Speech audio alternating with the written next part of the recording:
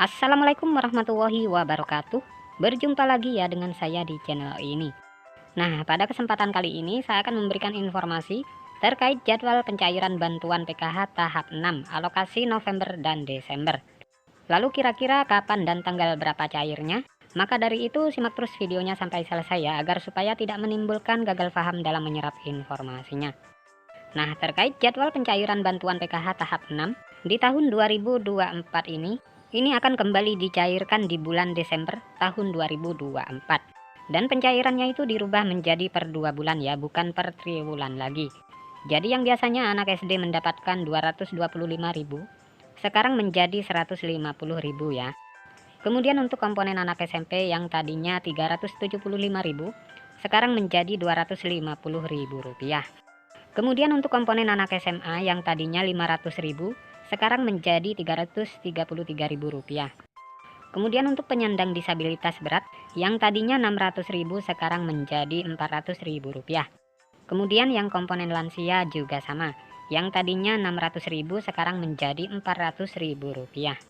Kemudian untuk komponen ibu hamil yang tadinya 750.000 rupiah, sekarang menjadi 500.000 rupiah. Begitu juga untuk komponen anak balita ya, sama seperti ibu hamil. Yang tadinya 750.000 rupiah, sekarang cairnya 500.000 rupiah. Nah, ini untuk pencairan PKH per 2 bulan ya. Dan ini berlaku sampai di akhir tahun 2024 atau tepatnya di bulan Desember tahun 2024. Nah, mengenai pencairan bantuan PKH tahun 2024, di mana untuk pencairan bantuan PKH di tahun 2024 itu masih sama ya, yaitu melalui kartu KKS, dan nominalnya pun bisa berbeda-beda ya, tergantung komponen yang dimiliki. Selain itu juga sudah ada peraturan yang sudah ditetapkan ya dalam hal pencairan PKH di tahun 2024. Jadi untuk bantuan PKH itu adalah bantuan bersyarat ya, jadi harus memiliki komponen PKH seperti anak balita, kemudian anak sekolah SD, anak sekolah SMP, anak sekolah SMA, kemudian penyandang disabilitas, dan juga komponen PKH lansia serta komponen ibu hamil ya. Jadi itu adalah komponen PKH ya. Jadi bukan hanya anak balita atau anak sekolah saja, tetapi ibu hamil pun sama, masuk kategori komponen PKH. Kemudian penyandang disabilitas dan para lansia juga ya. Kemudian dari ketujuh komponen bantuan PKH tersebut, ada 13 kriteria yang menentukan bantuan PKH-nya bisa cair. Yang pertama, peraturannya itu kalian harus terdaftar di dalam DTKS.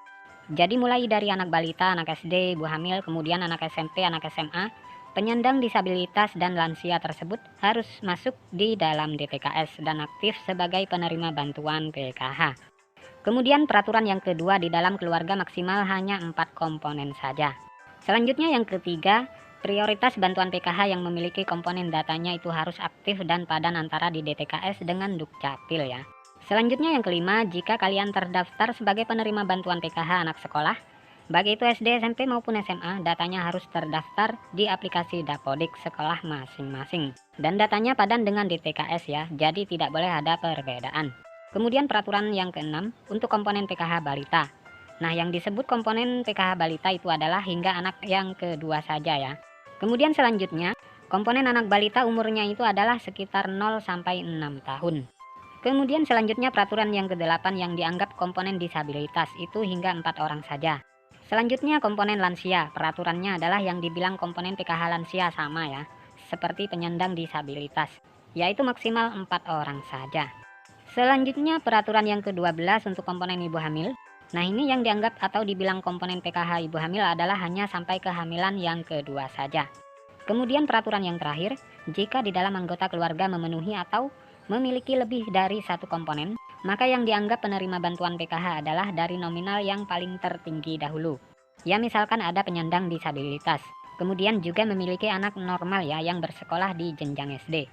Sedangkan untuk nominal penyandang disabilitas dan anak sekolah SD itu nominalnya berbeda ya, lebih besar penyandang disabilitas dibanding dengan komponen anak SD.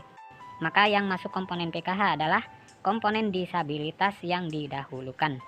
Nah, jadi sudah jelas ya, itu adalah peraturan bantuan PKH di tahun 2024.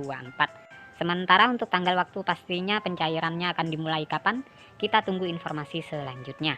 Nah, sekian dulu informasi ini, semoga bermanfaat. Assalamualaikum warahmatullahi wabarakatuh.